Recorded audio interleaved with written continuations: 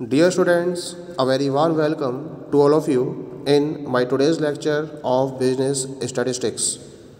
In today's lecture, we will discuss upon the topic types of non-probability sampling and uses of probability and non-probability sampling.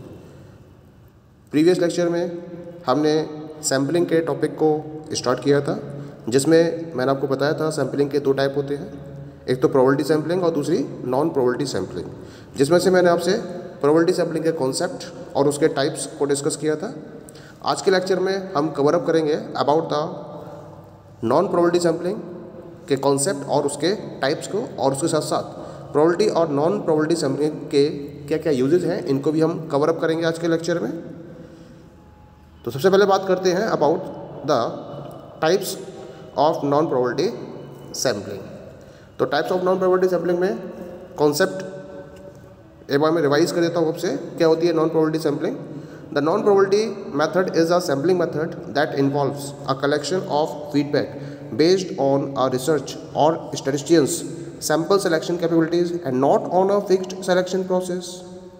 In most situations, the output of a survey conducted with a non-probable sample leads to skewed results, which may not represent the desired target population.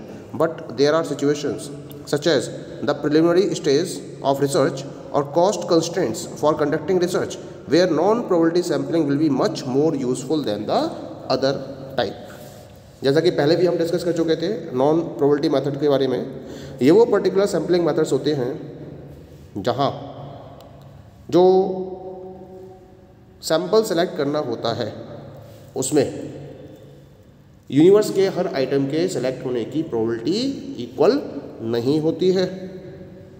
यहाँ जो researcher है वो अपने basis पर decide करता है कि उसे किस पर्टिकुलर एलिमेंट को इंक्लूड करना है और किसे इंक्लूड नहीं करना है। एक्चुअली जो रिसर्चर है या जो स्टैटिस्टिशियंस है वो जब कलेक्शन करता है या सैंपल को सेलेक्ट करता है तो सैंपल सेलेक्शन कैपेबिलिटीज़ के बेसिस पर इसको सेलेक्ट किया जाता है, ना कि एक फिक्स्ड सेलेक्शन प्रोसेस को फॉलो किया जाता है।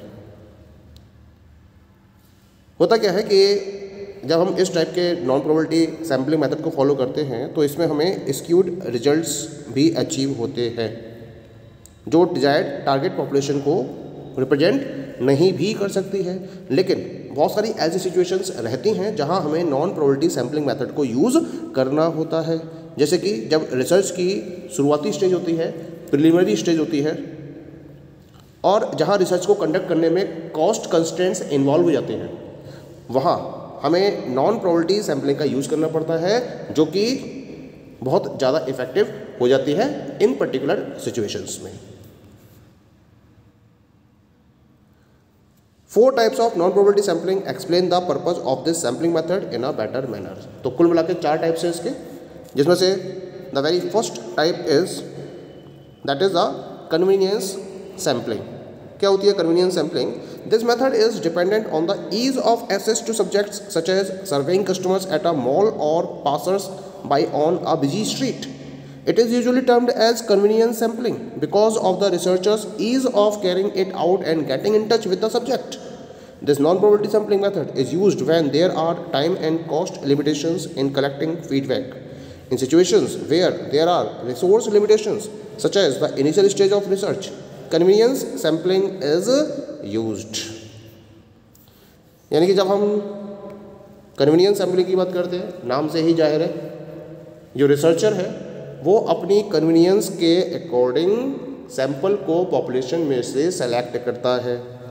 जैसी उसकी आसानी होती है, जितना आसानी से वो एसेस कर सकता है या जिस आसानी से वो सैंपल को एसेस कर सकता है, उसी सैंपल को वो अपने सर्वे में इंक्लूड करता है।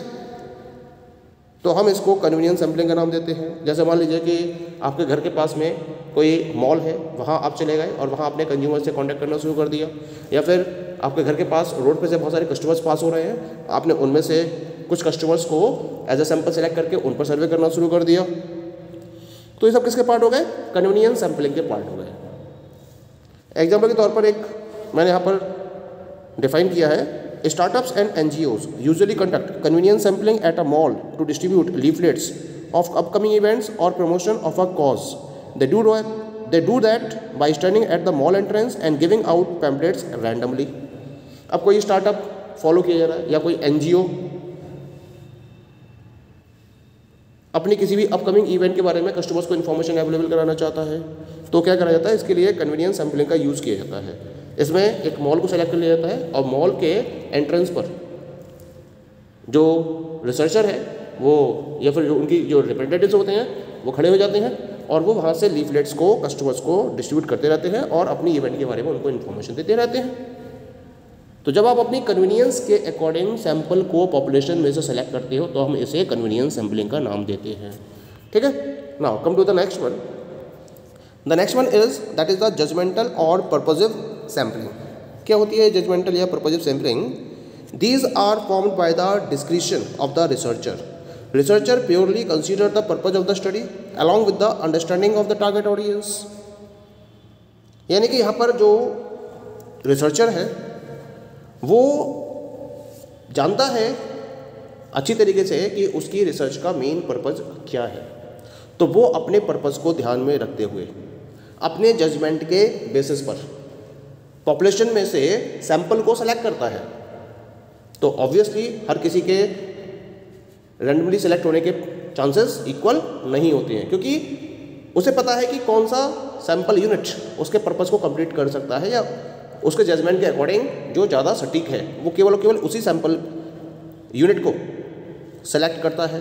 तो हम इसको बोलते हैं जजमेंटल या फिर पर्पसिव सैंपल।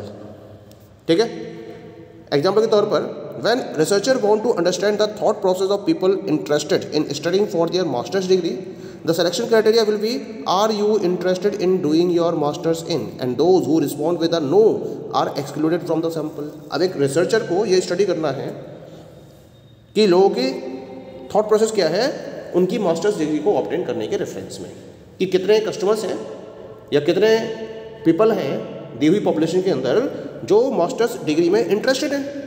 तो इसके लिए उन्होंने एक सबसे पहले क्वेश्चन ही अराइज कर दिया। सबसे पहला क्वेश्चन है उनका, are you interested in doing your masters?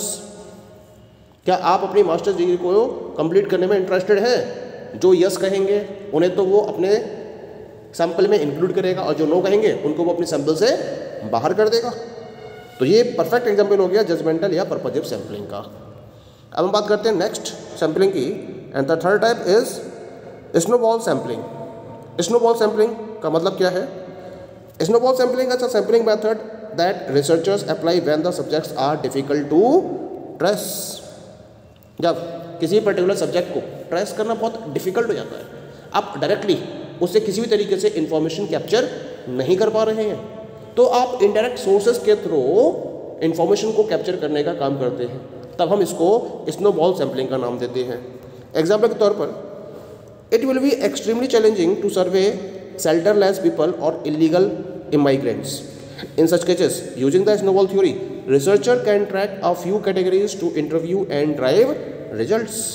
मतलब बहुत डिफिकल्ट होता है अगर आप ये पता करना चाहो कि शेल्टरलेस पीपल या इलीगल इमाइग्रेंट्स के रिलेशन में कोई भी इंफॉर्मेशन अगर आप कैप्चर करना चाहते हो इन लोगों के बारे में, तो उसके लिए स्नोबॉल थ्योरी का यूज़ किया जाता है।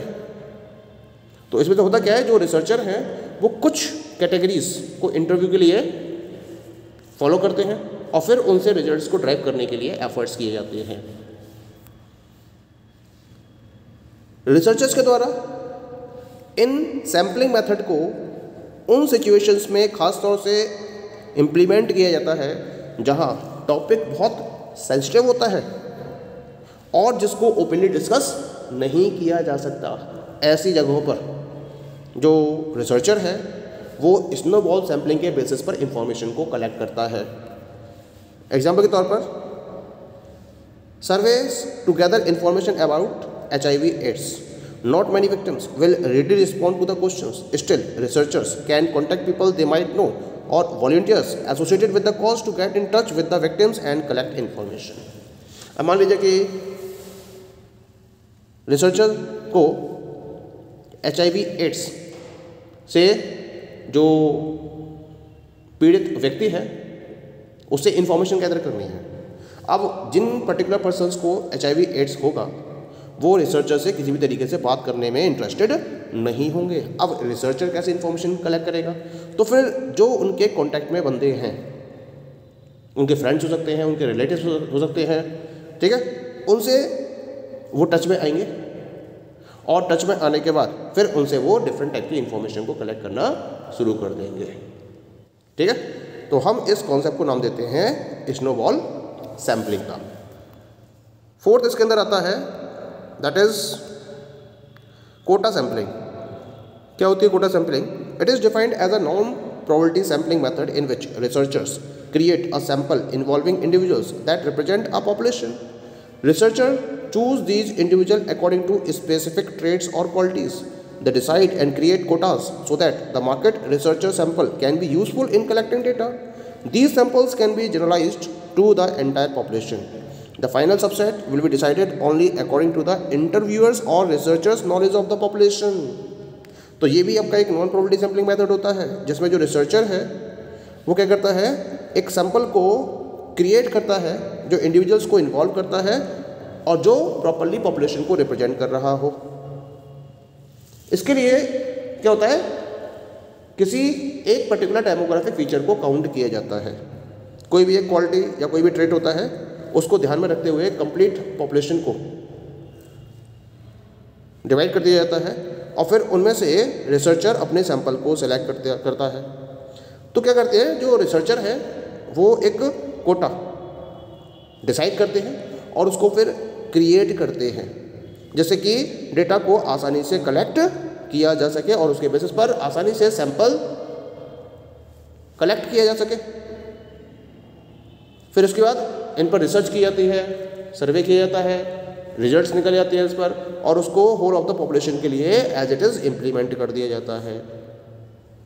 लेकिन इसमें जो भी सैंपल सेलेक्ट किया जा रहा है वो रिसर्चर की नॉलेज के बेसिस पर फॉलो किया जाता है, क्योंकि पॉपुलेशन के बारे में रिसर्चर को कंप्लीट इन्फॉर्मेशन होती है और उसका ही बेनिफिट लेते हुए वो एक कोटा डिसाइड करते हुए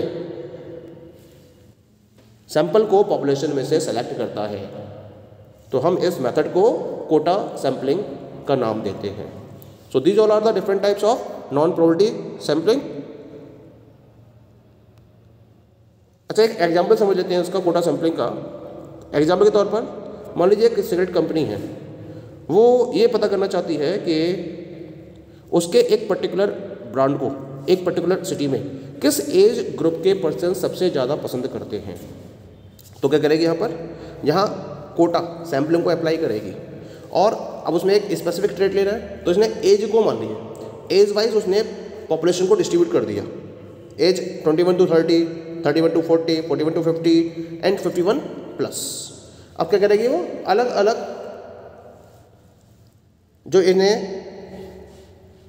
ग्रुप्स बनाए हैं इनमें एक कोटा फिक्स कर देगी कि कितने लोगों पर उसको सर्वे करना है और फिर वहाँ से वो लोगों की स्मोकिंग हैबिट्स के बारे में पता करेगी कि उस ब्रांड को लेकर वो कितना ज़्यादा इंटरेस्टेड है और उसके बेसिस पर वो पता कर लेगी कि एक उसकी पर्टिकुलर ब्रांड में किस पर्टिकुलर एज ग्रुप के पर्सन सबसे ज़्यादा इंटरेस्टेड हैं।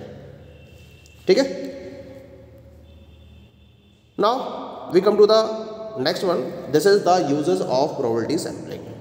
अब हम बात करेंगे प्रोबेबिलिटी और नॉन प्रोबेबिलिटी सैम्पलिंग के क्या क्या यूजेस रहते हैं। तो सबसे पहले बात करेंगे about the usages of probability sampling. Multiple uses होते हैं प्रोबेबिलिटी सैम्पलिंग के, जिनमें से कुछ मैं डिस्कस करूंगा आपसे।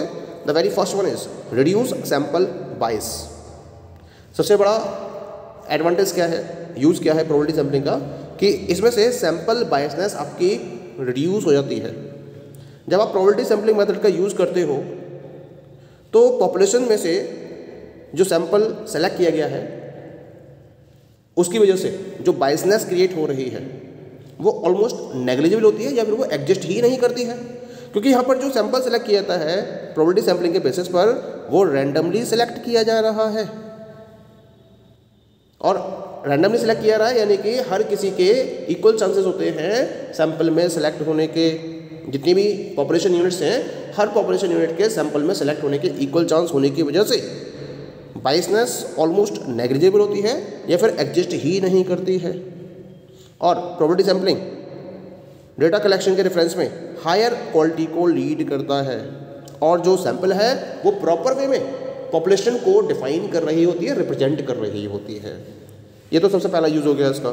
सेकेंड यूज़ क्या है इसका? Diverse population. अगर पॉपुलेशन आपकी बहुत लार्ज है और डाइवर्सिटी बहुत सारी है, उसके अंदर विविधताएं हैं, उसके अंदर डाइवर्सिटी है, then it is essential to have adequate representation so that the data is not skewed towards one demographic। तो आपके पास जो सैंपल होना चाहिए वो भी आपका वेरिएशन से कंप्लीट होना चाहिए, उसमें भी डाइवर्सिटी होनी चाहिए। ऐसा ना हो कि सैंपल इस तरीके का हो जो किसी एक पर्टिकुलर डेमोग्राफिक फीचर को ही रिप्रेजेंट कर रहा है, बाकी डेमोग्राफिक फीचर्स को वो प्रॉपर्ली डिफाइन नहीं कर रहा है। तो इस केस में अगर डाइवर्स पॉपुलेशन का केस है तो यहाँ आप प्रोबेबिलिटी सैम्पलिंग का ही यूज़ करते हो, क्योंकि इसके बेसिस पर आप अपने सैंपल को भी डाइवर्स वे में भी डिफाइन कर सकते हो, जो कि पॉपुलेशन को प्रॉपरली अप्रोप्रिएटली रिप्रेजेंट कर रहा होगा। एग्जाम्पल के तौर पर, if square would like to understand the people that could make their point of sale devices, a survey conducted from a sample of people across the US from different industries and socio-economic backgrounds help। यानी कि अगर square है, company का नाम है, वो ये चाहता है लोगों के बारे में पता करना चाह रहा है कि जो उसकी डिवाइस है वो कहाँ कहाँ उसकी सबसे ज़्यादा सेल हो सकती है, तो क्या करेगा वो एक सैंपल कंडक्ट करेगा, और क्योंकि उसे कंप्लीट यूएस को कवर करना है तो यूएस के अंदर जो डिफरेंट इंडस्ट्रीज हैं और सोशियो इकोनॉमिक बैकग्राउंड में रहने वाले लोग हैं उन सबको कवर अप करते हुए ही वो अपने सैंपल को फॉर्म करेगा। तो ये एक एप्रोप्रिएट पॉपुलेशन को डिफाइन कर रहा होगा। Next one is the create an accurate sample. सबसे बड़ी बात क्या होती है, जो प्रोबेबिलिटी सैंपलिंग है वो रिसर्चर की हेल्प करती है कहाँ? एक एक्यूरेट सैंपल को प्लान करने में और क्रिएट करने में। बिना प्रोबेबिलिटी सैंपलिंग के एक प्रॉपर सैंपल क्रिएट नहीं किया जा सकता, एक वेल डिफाइंड डेटा ऑब्टेन किया जा सकता है with the help of the probability sampling methods.